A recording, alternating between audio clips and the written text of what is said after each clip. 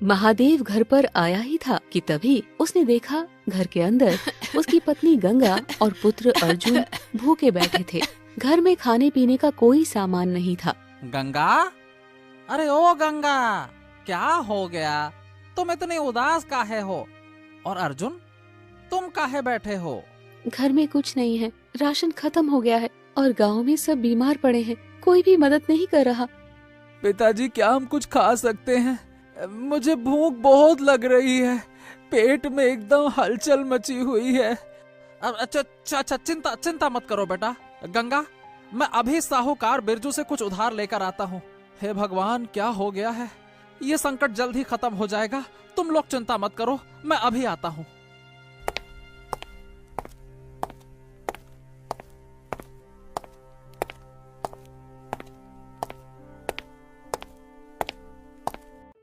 अब साहूकार जी, मुझे आपसे कुछ मदद चाहिए। हमारे घर में खाने पीने का सामान नहीं है और बीमारी के कारण गांव में सब परेशान हैं। मुझे कुछ रकम उधार दे दीजिए, कृपा कर दीजिए साहूकार जी।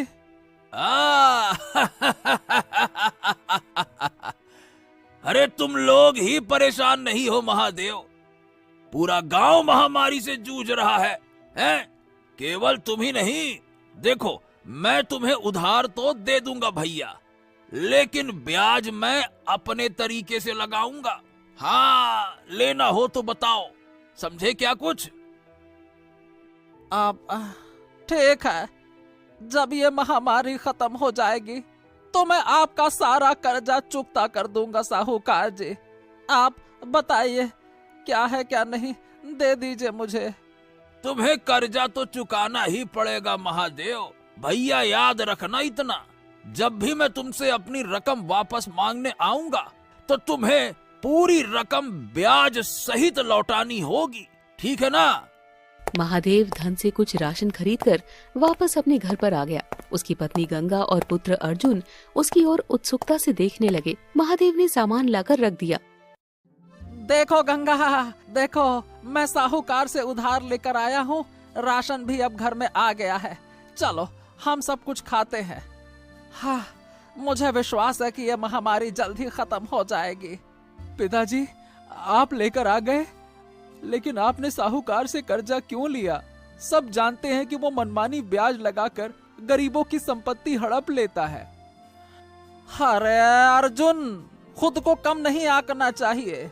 याद रखना, हम लोहार हैं बेटा, लोहार हैं, लोहार। लोहे का आकार भी बदल सकते हैं। हमें अपनी मेहनत पर भरोसा करना चाहिए।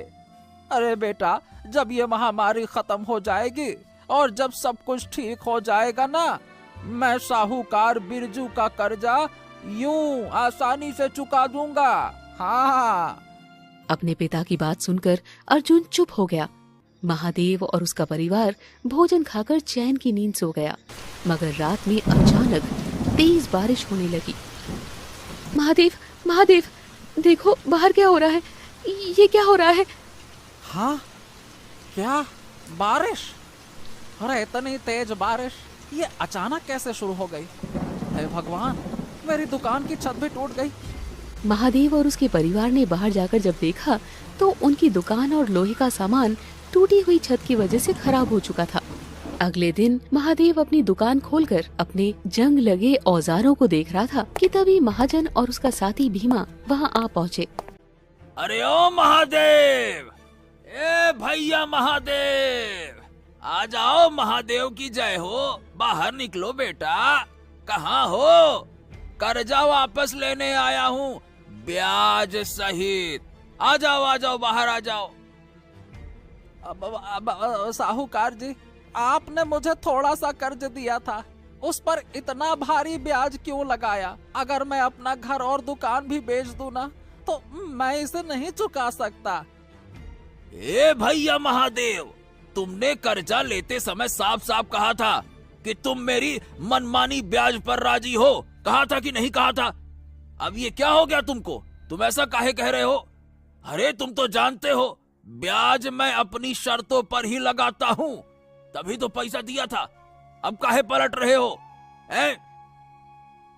यह मनमानी ब्याज नहीं है महाजन, यह तो सरासर अन्याय है। अरे तुम मुझे पागल समझते हो क्या? तभी वहाँ पर गांव का मुखिया आ गया।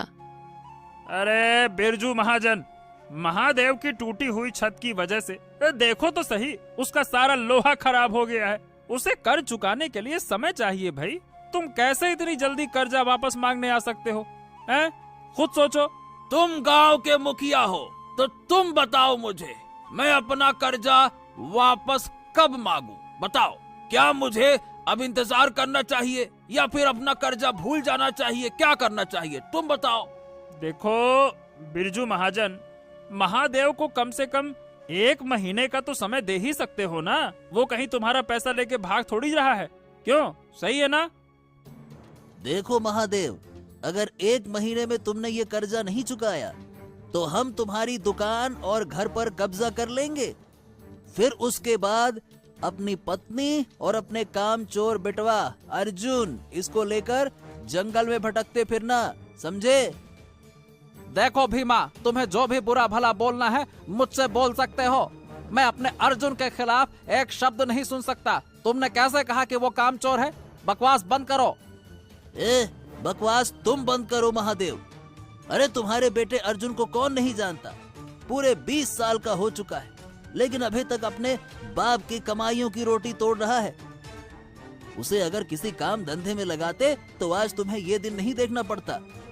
भीमा और महाजन महादेव को अपमानित करते हुए वहाँ से निकल गए। शाम को महादेव उदास होकर अपने घर पर आ पहुँचा। महादेव को उदास देखकर उसकी पत्नी गंगा उससे बोली, क्या हुआ, आप उदास क्यों हैं?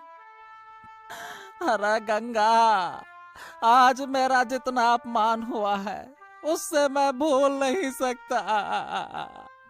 अरे महाजन ने अपने दिए हुए कर्ज पर बहुत भारी ब्याज लगाकर अरे मुझसे मेरी दुकान और मेरा घर छीनने की धमकी दी है। और तुम तो जानती हो, वो जो कहता है वो करता जरूर है, और कई बार तो वो जो नहीं कहता वो भी कर देता है। क्या करूं समझ नहीं आ रहा। महादेव की बात सुनकर अर्जुन बुरी तरह से चौंक पड़ा और क्रोधित होते हुए अपने पिता की ओर देखकर बोला, पिताजी, आखिर ये गांव वाले महाजन के अत्याचारों को कब तक सहेंगे? महाजन को अच्छी तरह से पता है कि हमारा गांव अभी कुछ समय पहले ही बाढ़ के प्रकोप से उभरा है और फिर अभी महामारी फैल गई। अब इतनी जल्दी वो अपना कर्जा मांगने आ ही कैसे सकता है? बेटा, ये बात मेरी और तेरी समझ में आ रही है, लेकिन क्या करें, वो महाजन है। क्या कर सकते हैं बेटा, अब मैं क्या करूं?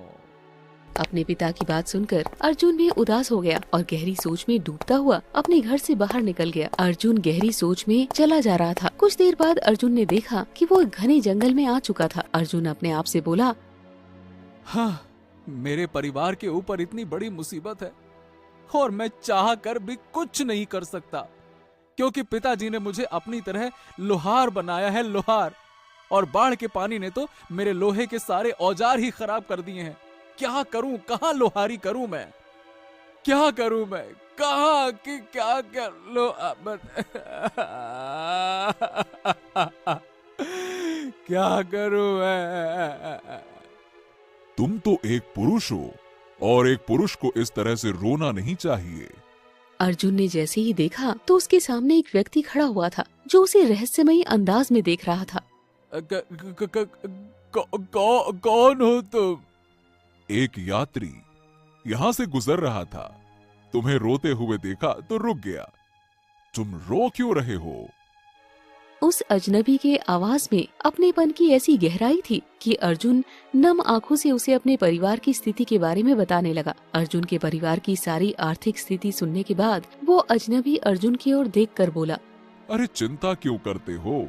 हर मनुष्य के जीवन में अच्छा और बुरा समय आता ही रहता है, और बुरे समय में हमें कभी भी हिम्मत नहीं हारनी चाहिए और खुद को कभी भी कमजोर नहीं समझना चाहिए। इतना बोलकर वो व्यक्ति अपने हाथ से झाड़ियों की ओर इशारा करते हुए अर्जुन से बोला, वो सामने देखो। जब मैं यहाँ से गुजर रहा था तब मैंने वहां पर लोहे के पड़े हुए कुछ टुकड़े देखे थे। जो बड़े ही विचित्र तरीके से चमक रहे थे। और हाँ, तुम तो एक लोहार के बेटे हो ना, तुम भी एक लोहार ही तो हो। देखो, शायद वो लोहे के टुकड़े तुम्हारे काम आ जाएं। अजनबी की बात सुनकर अर्जुन दौड़ता हुआ झाड़ियों की तरफ चला गया। अर्जुन ने देखा कि झाड़ियों में बड़ा ही विचित्र दिखने वाला लोहा पड़ा हुआ था। हे भगवान, इस तरह का लोहा तो मैंने कभी नहीं देखा। इसे देखकर तो ऐसा लग रहा है कि मानो ये इस संसार का लोहा है ही नहीं। इतना बोलकर अर्जुन पलटकर उस अजनबी को देखने लगा, मगर अर्जुन ने देखा कि वो अजनबी वहाँ से जा चुका था। हैं? वो अजनबी कहाँ चला गया? अर्जुन उस लोहे की ओर देखकर अपने आप से बोला, क्यों ना मैं इस लोहे की एक अच्छी सी तलवार तैयार करूं और उस तलवार को महाराज को भेंट करूं। अगर महाराज को तलवार पसंद आ गई, हाँ, तब तो वो मुझे बहुत सारा इनाम देंगे। ये विचार मन में आते ही अर्जुन उस लोहे के टुकड़े को उठाकर सीधा अपनी दुकान पर चला गया और उस लोहे को पिघलाकर तलवार बनाने में जुट गया। सुबह तक अर्जुन ने एक बहुत सुंदर तलवार तैयार कर ली। अर्जुन उस तलवार को देखता है, लेकिन अर्जुन को विश्वास नहीं हो रहा था कि वास्तव में ये तलवार उसने ही बनाई है। ये तलवार बनी तो बहुत सुंदर है, और देखने में बहुत अद्भुत लग रही है। मुझे इसकी धार को जांचना होगा। क्यों ना मैं इस तलवार से एक पेड़ काट कर देखूं। अगर पेड़ कट जाता है तो मुझे विश्वास है कि महाराज को ये तलवार जरूर पसंद आएगी। ये विचार मन में आते ही अर्जुन उस तलवार को लेकर सीधा जंगल की ओर चला गया। अर्जुन जंगल में जाकर अपनी नजरें किसी घने वृक्ष पर दौड़ाने लगा। तभी उसकी नजर दूर खड़ी हुई एक घने वृक्ष के नीचे एक सुंदर लड़की पर पड़ी, जिसके बगल में सैनिक जैसे दिखने वाले 2 व्यक्ति खड़े हुए थे। अर्जुन तुरंत उस सुंदर लड़की के पास चला गया। अर्जुन को देखकर वो सुंदर लड़की अर्जुन की ओर देखकर बोली, कौन हो तुम? मेरा नाम अर्जुन है। मैं एक लोहार हूँ, लेकिन आप कौन हैं? मुझे तो पूरा राज्य जानता है, तुम नहीं जानते? मैं राजा विक्रम की पुत्री राजकुमारी चंद्रलेखा हूँ। मैं अक्सर अपने सैनिकों के साथ जंगल में घूमने के लिए आ जाती हूँ, लेकिन तुम्हें जंगल में पहली बार देख रही हूँ। दरअसल मैंने इस तलवार को महाराज के लिए बनाया है। मैं इसे महाराज को भेंट करना चाहता हूँ। इस तलवार की धार जांचने के लिए ही तो मैं जंगल में आया हूँ। अर्जुन ने इतना कहा ही था कि तभी काला धुआं झाड़ियों से निकलकर चंद्रलेखा और उन दोनों सैनिकों के इर्द गिर्द मंडराने लगा। ये देखकर चंद्रलेखा के दोनों सैनिक बुरी तरह से डरते हुए बोले, राजकुमारी, ये काला धुआं बड़ा ही विचित्र लग रहा है। हाँ राजकुमारी, मुझे तो कोई अनहोनी की आशंका मालूम पड़ती है। हमें यहाँ से तुरंत राजमहल की ओर निकलना होगा। चलिए महारानी, चलिए। दोनों सैनिकों ने इतना कहा ही था कि तभी वो दोनों सैनिक बेहोश होकर गिर पड़े। अगले पल उस काले धुएं ने एक अजीब से दिखने वाले व्यक्ति की आकृति धारण कर ली, जो काले वस्त्र पहने हुए था। वो व्यक्ति राजकुमारी की ओर देखकर घूरता हुआ बोला, घबराओ मत राजकुमारी, मुझे केवल तुम्हारी बलि चाहिए, क्योंकि मैं जो सिद्ध कर रहा हूँ उस सिद्धि में कुछ मनुष्य और कुछ जानवरों की बलि आवश्यक थी, जो कि मैं ले चुका हूँ। मगर उस सिद्धि के अंतिम चरणों में एक राजकुमारी की बलि लेना आवश्यक है, और राजकुमारी तो मेरे सामने खड़ी है। तुम्हारी बलि लेने के बाद मैं अमर हो जाऊंगा, और फिर उसके बाद इस संसार का कोई भी शक्तिशाली व्यक्ति मुझे मार नहीं सकता। कौन हो तुम? मेरा नाम है जादूगर काल भैरव। मुझे बचा लो, मुझे बचा लो। राजकुमारी को नुकसान पहुंचाने की सोचना भी नहीं काल भैरव, नहीं तो तुम्हारा अंत अच्छा नहीं होगा। मेरा मुकाबला बड़े से बड़े तांत्रिक और साधु नहीं कर सकते। तू तो एक मामूली साधारण मनुष्य है। जादूगर ने इतना कहा ही था कि तभी उस तलवार से रंग बिरंगी किरणें निकलने लगी, जो कि जादूगर के शरीर पर पड़ने लगी। जादूगर बुरी तरह से तड़पते हुए बोला, ऐसे कैसे संभव है? लगता है ये कोई साधारण मनुष्य नहीं। फिलहाल मुझे यहाँ से जाना होगा। इतना बोलकर जादूगर वहाँ से गायब हो गया। जादूगर के गायब होते ही दोनों सैनिक होश में आ गए। राजकुमारी चंद्रलेखा अर्जुन से बोली, तो तुम जादूगर हो? अरे नहीं नहीं राजकुमारी, मैं कोई जादूगर नहीं हूँ। लेकिन तुम्हारी तलवार से एक रोशनी निकली जिससे जादूगर डर गया। मुझे स्वयं नहीं पता था राजकुमारी कि ये तलवार इतनी चमत्कारिक होगी। राजकुमारी अपने गले से हीरो का हार निकालती हुई अर्जुन को देती हुई बोली, मैं कल तुमसे इसी समय फिर मिलने आऊंगी। मैं हमेशा से तुम्हारे जैसे बहादुर नौजवान से मित्रता बढ़ाना चाहती थी। लेकिन राजकुमारी, वो जादूगर आपका अपहरण करना चाहता है। आप यहाँ आकर खतरा मोल मत लीजिएगा। मुझे अब जादूगर से कोई खतरा नहीं, तुम जो हो मेरी सुरक्षा के लिए। इतना बोलकर राजकुमारी चंद्रलेखा अपने दोनों सैनिकों के साथ वहां से चली गई। अर्जुन उसी दिन राज्य में वो हीरो का हार बेच आया। हीरो का हार बहुत ही अधिक स्वर्ण मुद्रा का बिका। अर्जुन तुरंत मुद्राओं को लेकर महाजन के घर पर चला गया। महाजन अपने साथी भीमा के साथ बैठा हुआ था। हाँ, क्या बात है भैया अर्जुन, बताओ काहे को आए हो तुम मेरे घर? हाँ तो महाजन जी, ये रही तुम्हारी रकम, वो भी सूद समेत। अब मेरे पिता से कुछ भी मत कहना और मेरी दुकान और मेरे घर की ओर नजर रखने की सोचना भी मत। अरे, तुम्हारे पास इतना धन कहाँ से आया? तुम्हें इस बात से कोई मतलब नहीं कि मेरे पास धन कहाँ से आया है। तुम्हें इस बात से मतलब होना चाहिए कि तुम्हारा कर्जा मिला या नहीं मिला। इतना कहकर अर्जुन वहां से चला गया। अर्जुन के जाते ही महाजन अपने साथी भीमा से बोला, हे भीमा बेटा, इसके ऊपर नजर तो रखो, ससुरा कुछ गड़बड़ लग रहा है, देखो क्या करता है ये। अर्जुन और राजकुमारी चंद्रलेखा अब रोज रोज जंगल में मिलने लगे। देखते ही देखते उनकी मित्रता प्रेम में बदल गई। एक दिन भीमा ने उन दोनों को मिलते हुए देख लिया। वो सीधे महाजन के पास जाकर सारी घटना बताते हुए बोला, महाजन जी, राजकुमारी चंद्रलेखा तो अर्जुन से प्रेम करने लगी हैं। अगर ऐसा ही हाल रहा तो वो दिन दूर नहीं कि जब अर्जुन एक राजकुमार बन जाएगा, और अगर अर्जुन राजकुमार या राजा बन गया तो फिर तो तुम जानते ही हो कि वो हम दोनों का क्या हाल करेगा। हाँ, मैं अर्जुन को आगे बढ़ते हुए किसी भी कीमत पर देख नहीं सकता। हैं? बताओ क्या करूं मैं, तुम बताओ। एक उपाय है। मैंने सुना है कि जंगल में एक जादूगर तंत्र क्रिया कर रहा है जो कि बहुत ही शक्तिशाली है। हाँ, हमें उस जादूगर से मदद मांगनी चाहिए। हाँ, तुम सही कहते हो, चलो मेरे साथ चलो।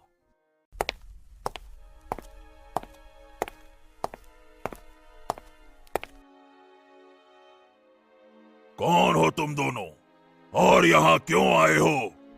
हम एक लड़के को सबक सिखाना चाहते हैं जो आजकल राजकुमारी के प्रेम में पड़ा हुआ है। उस लड़के के बाप ने मुझसे कर्ज लिया था। मैंने उस कर्ज पर इतना भारी ब्याज लगाया कि वो 7 जन्मों तक नहीं चुका पाता। मैं उसके घर पर कब्जा करना चाहता था, लेकिन वो ससुरा अर्जुन नाम का लड़का, उसने मेरी सारी योजना पर पानी फेर दिया। इतना सुनकर जादूगर काल भैरव क्रोधित होते हुए महाजन से बोला,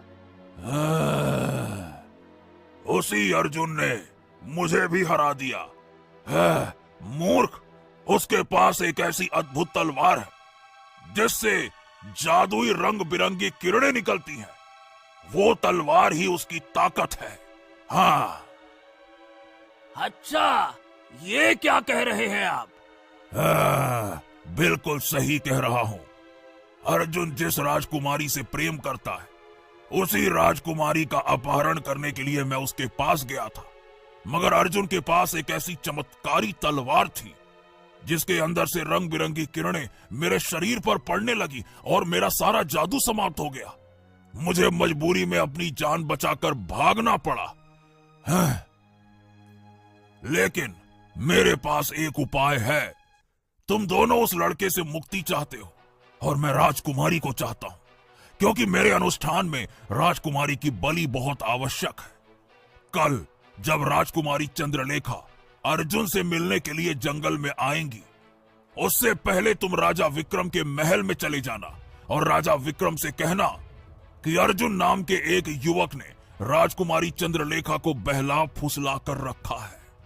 ये सुनकर राजा विक्रम क्रोधित हो जाएगा और अपने सैनिकों को लेकर जंगल में अवश्य आएगा और अर्जुन राजा विक्रम के हाथों मारा जाएगा।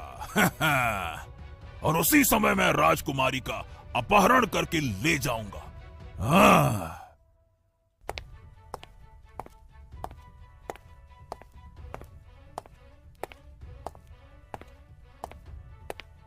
महाराज महाराज महाराज महाराज, राजकुमारी चंद्रलेखा मेरे गांव के एक युवक के प्रेम में पड़ गई हैं और वो युवक न जाने कितने युवतियों को धोखा दे चुका है। मैंने जैसे ही देखा मैंने कहा महाराज को सूचित किया जाए। क्या बात कर रहे हो? अगर तुम्हारा आरोप गलत निकला तो मैं तुम्हें मौत के घाट उतार दूंगा। अरे महाराज कैसी बातें कर रहे हैं? अगर आपको मेरी बात पर विश्वास नहीं होता तो आप अभी और इसी समय मेरे साथ चलकर स्वयं अपनी आंखों से देख लीजिए। राजकुमारी चंद्रलेखा अर्जुन नाम के उसी युवक के साथ हैं। जल्दी चलिए महाराज। राजा विक्रम अपने 2 सैनिकों को लेकर महाजन और भीमा के साथ जंगल आ पहुंच गया, जहां एक वृक्ष के नीचे राजकुमारी चंद्रलेखा अर्जुन के साथ बैठी हुई थी। राजकुमारी चंद्रलेखा अपने पिता को देखकर बोली, पिताजी, मैं आपको इस बारे में बताने ही वाली थी। बस चंद्रलेखा बस, इससे आगे एक शब्द मत कहना। हाँ, मुझे इस युवक की सच्चाई पता लग गई है। पहले मैं इसे मारूंगा और बाद में तुमसे बात करूंगा। कौन हो तुम? मेरा नाम काल भैरव है, मूर्ख राजा। अब मैं तेरी पुत्री का अपहरण करके उसकी बलि दूंगा।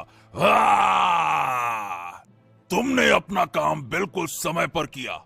मैं तुम्हें इसका अवश्य इनाम दूंगा। समझ गया। इसका मतलब तुमने उस युवक के बारे में मुझसे झूठ कहा था। देर मत करो अर्जुन, अपनी इस तलवार को उस जादूगर के सामने करो। इस तलवार से निकली हुई जादुई किरणों को दूसरी बार ये जादूगर बर्दाश्त नहीं कर पाएगा। जल्दी करो। अर्जुन ने ठीक वैसा ही किया। तलवार से तेज रोशनी निकलकर जादूगर के शरीर पर पड़ने लगी और जादूगर काल भैरव जलकर राख हो गया। कौन हो तुम? मैं इस जंगल का वन देवता हूँ। काफी समय से ये जादूगर मेरे जंगल में मासूम मनुष्यों और जानवरों की बलि ले रहा है। मैं इसका सीधा मुकाबला नहीं कर सकता था। इसका मुकाबला एक दिव्य लोहे की बनी हुई तलवार से ही किया जा सकता था। जब तुम मुझे जंगल में अकेले मिले तब मैं समझ गया कि तुम एक कुशल लोहार हो जो एक तलवार बना सकते हो। मैंने ही उस दिव्य प्राचीन लोहे के टुकड़े को वहां पे फेंका था। मैं जानता था कि तुम तलवार की धार को जांचने के लिए दूसरे दिन जंगल अवश्य आओगे और राजकुमारी चंद्रलेखा भी घूमने के लिए आएंगी और जादूगर काल भैरव राजकुमारी चंद्रलेखा का अपहरण करने के लिए जरूर आएगा। जादूगर काल भैरव का अंत, ये सब मेरी ही योजना का हिस्सा था। चलो अब मैं जाता हूँ।